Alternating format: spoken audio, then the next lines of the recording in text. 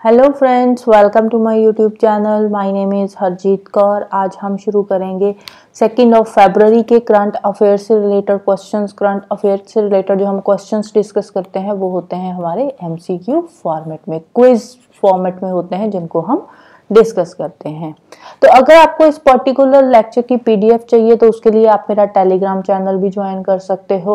और अगर आपकी कोई भी क्वेरीज है या आपकी कोई सजेशंस है रिगार्डिंग दिस लेक्चर तो आप मुझे मैसेज भी कर सकते हो इंस्टाग्राम पे, जिसका लिंक आपको नीचे डिस्क्रिप्शन बॉक्स में मिल जाएगा।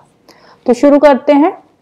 आज का क्वेश्चन नंबर 1 है, which state topped 6th edition of Khelo India youth games. Khelo India youth games अभी रिसेंटली हमारी खत्म हुई है। लास्ट वीडियो में जो हमने डिस्कस करी थी वो थी खेलो इंडिया विंटर गेम्स, जो लद्दाख में और जम्मू कश्मीर में होने जा रही है। ये हम बात कर रहे हैं खेलो इंडिया यूथ गेम्स की। खेलो इंडिया यूथ गेम्स में कौन से स्टेट ने टॉप किया है? तो स्टेट का नाम है महाराष्ट्र। ये जो खेलो इंडिया यूथ गेम्स है ये हुई थी 19 जनवरी से लेकर 31 जनवरी के बीच में। तमिलनाडु की 4 सिटीज के अंदर हुई थी। कौन कौन सी? चेन्नई, त्रिची, मदुराई एंड कोयम्बटूर में हुई थी। और ये जो खेलो इंडिया यूथ गेम्स का ये वाला एडिशन था, 6th एडिशन था। इस एडिशन में फर्स्ट टाइम एक नई गेम ऐड हुई थी जिसका नाम क्या है? स्क्वैश। राइट, महाराष्ट्र ने टॉप किया है। तो मेडल्स देख लेते हैं। टोटल 158 मेडल्स इन्होंने जीते हैं। तो out of this 158 medals 57 gold medals है, 48 सिल्वर मेडल्स है एंड 53 ब्रॉन्ज मेडल्स है। सेकंड पोजीशन पे रहा है तमिलनाडु। तमिलनाडु में ही गेम्स हुई है और तमिलनाडु सेकंड पोजीशन में रहा है। तो तमिलनाडु की टोटल मेडल्स कितने हैं? 98 मेडल्स जीते हैं, जिसमें से 38 गोल्ड है, 21 सिल्वर है, 39 ब्रॉन्ज है। इसके अलावा 4th पोजीशन हरियाणा की है एंड 5th पोजीशन दिल्ली की है। सॉरी, 3rd पोजीशन हरियाणा की है, 3rd पे हरियाणा है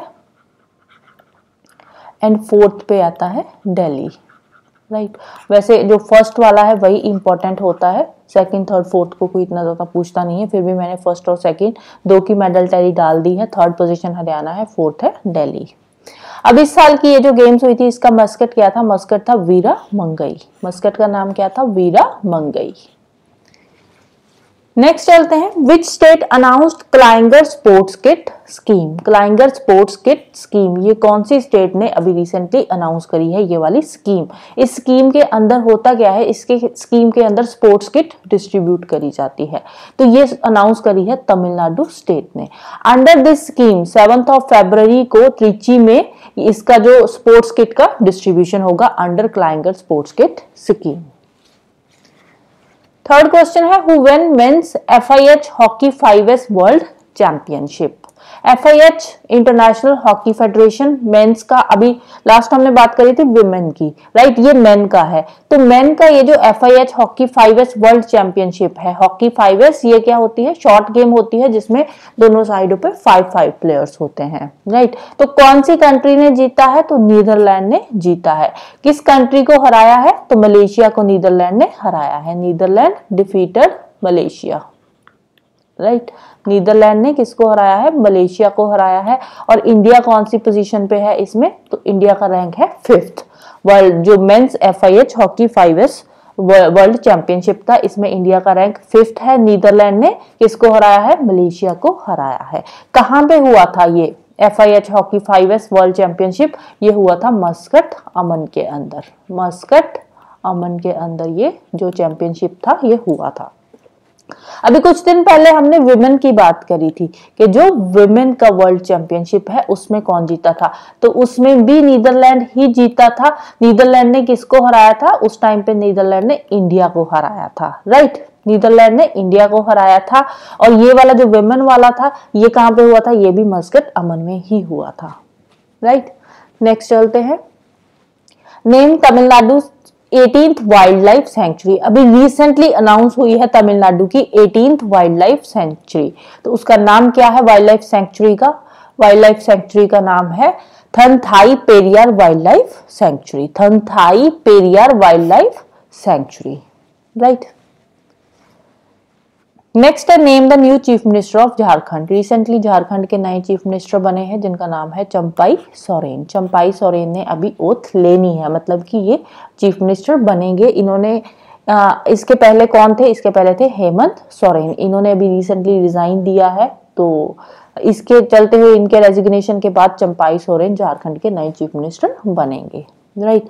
अब हेमंत सोरेन ने ये रिजाइन क्यों दिया है? क्योंकि इन पे ईडी की रेड पड़ी थी, इलेक्शन डायरेक्टोरेट की रेड पड़ी थी, जिसके चलते हुए इन पे करप्शन के चार्जेस लगे हुए हैं, तो इसलिए इन्होंने रिजाइन करना पड़ा इनको। तो इनकी जगह पे अब आ रहे हैं Champai Soren as a new chief minister of Jharkhand. Next, recently who appointed as the new chief justice of Karnataka high court. Karnataka high court के जो चीफ जस्टिस थे वो बन गए हैं अब सुप्रीम कोर्ट के जज। सुप्रीम कोर्ट के 34th जज पीबी वराले थे पहले जो चीफ जस्टिस थे कर्नाटका हाई कोर्ट के, पीबी वराले, ये अब बन गए हैं सुप्रीम कोर्ट के 34th जज। अब कर्नाटका हाई कोर्ट के चीफ जस्टिस नए कौन अपॉइंट हुए हैं? तो उनका नाम है जस्टिस दिनेश कुमार। जस्टिस दिनेश कुमार ये कर्नाटका हाई कोर्ट के नए चीफ जस्टिस अपॉइंट हुए हैं। राइट। नेक्स्ट है who became the first women सूबेदार of Indian army. Indian army की फर्स्ट वुमेन सूबेदार कौन बनी है रिसेंटली? तो उनका नाम है प्रीति रजक। ये इंपॉर्टेंट हो जाता है क्योंकि ये फर्स्ट वुमेन सूबेदार है इंडियन आर्मी की। पहले ये हवलदार थी। तो अभी रिसेंटली 2022 में हुई थी 9th Asian games. 9th Asian games जो हुई थी, इसमें इन्होंने सिल्वर मेडल जीता था, जिसके बाद इनकी प्रमोशन हो गई और ये बन गई सूबेदार। पहले कौन थी? हवलदार थी। अब ये बन गई फर्स्ट वुमेन सूबेदार ऑफ इंडियन आर्मी। नाम क्या है? प्रीति रजक। प्रीति रजक। नेक्स्ट है who is the chairman of UPSC. UPSC के चेयरमैन का नाम क्या है? UPSC Union Public Service Commission. तो चेयरमैन का नाम है doctor Manoj Soni. Right. Chairman का नाम क्या है? डॉक्टर मनोज सोनी यूपीएससी के चेयरमैन का नाम है। अब यूपीएससी के अभी रिसेंटली एक नए मेंबर बने हैं, तो मेंबर का नाम है संजय वर्मा। संजय वर्मा अभी रिसेंटली यूपीएससी के नए मेंबर बने हैं। तो इन संजय वर्मा को ओथ दिलवाई है डॉक्टर मनोज सोनी जी ने, जो कि यूपीएससी के चेयरमैन है। यूपीएससी के मेंबर्स की ओथ कौन दिलवाता है? यूपीएससी का चेयरमैन। और यूपीएससी के मेंबर्स को अपॉइंट कौन करता है? यूपीएससी के मेंबर्स की जो अपॉइंटमेंट होती है, अपॉइंटमेंट कौन करता है? वो करता है हमारा प्रेसिडेंट। राइट।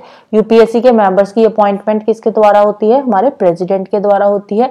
कितने टाइम के लिए होती है? 6 years के लिए होती है और 65 years of age, whichever is earlier. Right. Next है who is the CEO of Paytm. Paytm के सीईओ का नाम क्या है? विजय शेखर शर्मा। अब देखो पेटीएम के सीईओ का नाम यहाँ पे क्यों पूछा जा रहा है? क्योंकि रिसेंटली जो पेटीएम है वो न्यूज में है। न्यूज क्या है? रिसेंटली जो आरबीआई है, आरबीआई ने पेटीएम पेमेंट बैंक्स को बैन कर दिया है। पेटीएम को बैन नहीं किया है, पेटीएम पेमेंट बैंक्स को पे बैन लगाया है। पेमेंट बैंक्स को बैन कर दिया है आरबीआई ने। पेटीएम पेमेंट बैंक्स के 29th ऑफ फेब के बाद सारे डेबिट क्रेडिट्स जो है वो बंद कर दिए जाएंगे बाय आरबीआई, क्योंकि आरबीआई को लगता है कि जो पेटीएम पेमेंट बैंक्स है ये बाकी बैंक्स की तरह जो है काम नहीं कर रही, इसीलिए आरबीआई ने पेटीएम पेमेंट बैंक्स पे बैन लगा दिया है। लेकिन पेटीएम पे बैन नहीं लगा है, पेटीएम अभी भी चालू है। राइट। तो इसीलिए पेटीएम के सीईओ का नाम यहाँ पे पूछ लिया है। इनका नाम क्या है? विजय शेखर शर्मा। नेक्स्ट है which university gets deemed university status can now offer degrees now. Recently एक यूनिवर्सिटी को डीम्ड यूनिवर्सिटी का स्टेटस दिया गया है। तो यूनिवर्सिटी का नाम क्या है? यूनिवर्सिटी का नाम है IIMC, Indian Institute of Mass communication. Indian Institute of Mass communication. Mass communication कौन से होते हैं? जो जर्नलिस्ट वगैरह करते हैं, जर्नलिज्म में डिग्रीज करते हैं, वो वाली यूनिवर्सिटीज होती है मास कम्युनिकेशन की। तो जो Indian Institute of Mass Communication है उसको अब डीम्ड यूनिवर्सिटी का स्टेटस मिल गया है। राइट। नेक्स्ट है which ministry launches C CARES web portal of CMPFO। CMPFO का अब एक वेब पोर्टल आ गया है जिसका नाम है सी केयर्स। अब CMPFO क्या है? Coal mines provident fund organisation, coal mines provident fund organisation, provident fund organisation, right. CMPFO क्या है? Coal mines provident fund organisation. अब इनका कोल माइंस सेक्टर में क्या होता था कि जो ये यहाँ पे काम करते थे उनका जो प्रोविडेंट फंड होता था वो ऑफलाइन ही होता था, कोई ऑनलाइन रिकॉर्ड नहीं होता था। अब इनका ऑनलाइन रिकॉर्ड होगा प्रोविडेंट फंड का, उसके लिए एक वेब पोर्टल बनाया है, अभी रिसेंटली लॉन्च किया है, जिसका नाम है सी केयर्स। वेब पोर्टल का नाम क्या है? सी केयर्स। कौन सी मिनिस्ट्री ने ये वेब पोर्टल लॉन्च करा है? अब देखो कोल माइन से रिलेटेड है तो मिनिस्ट्री भी वही होगी, तो नाम क्या है? Union Ministry of Coal Mines and Parliamentary Affairs, Union Ministry of Coal Mines and Parliamentary Affairs. Last में दो न्यूज रहती है, एक है union cabinet approved extension of the scheme of sugar subsidy for 1.89 crore Antyodaya Anna Yojana. Antyodaya Anna योजना के अंडर शुगर की जो सब्सिडी है 1.89 करोड़ की जो शुगर की सब्सिडी है उसको 2 साल के लिए और ज्यादा एक्सटेंड कर दिया गया है। 2 साल के लिए शुगर सब्सिडी को एक्सटेंड किया है अंडर अंत्योदय अन्न योजना, राइट। तो अब कब तक हो गई शुगर की सब्सिडी? 31 मार्च 2026 तक अब शुगर की सब्सिडी और दी जाएगी लोगों को। नेक्स्ट है Indian Navy declares 2024 as year of naval civilians. Indian Navy ने डिक्लेयर किया है 2024 को as the year of naval civilians. Naval civilians कौन होते हैं? नेवी के वो वाले वर्कर्स, नेवी के वो वाले वर्कर्स जो कि मतलब एक्टिव ड्यूटी नहीं होते। ये नेवल सिविलियंस जो होते हैं ये एक्टिव ड्यूटी नहीं होते, बट ये नेवल के स्पोर्ट्स का काम करते हैं, नेवल में स्पोर्ट का काम करते हैं, मतलब नेवी को सपोर्ट देते हैं, सपोर्ट देने का, जैसे डॉकयार्ड वगैरह में काम करना। तो नेवल सिविलियंस एक्टिव ड्यूटी नहीं होते, बट ये नेवी के कुछ काम करते हैं, राइट। एज ए नेवी को सपोर्ट देने का काम ये करते हैं नेवल सिविलियंस जो होते हैं। तो इंडियन नेवी ने 2024 को year of naval civilians declare किया है, right. So this is all about today. जाने से पहले वीडियो को लाइक कर देना, शेयर कर देना और चैनल को सब्सक्राइब कर देना। Thank you, bye bye and have a nice day.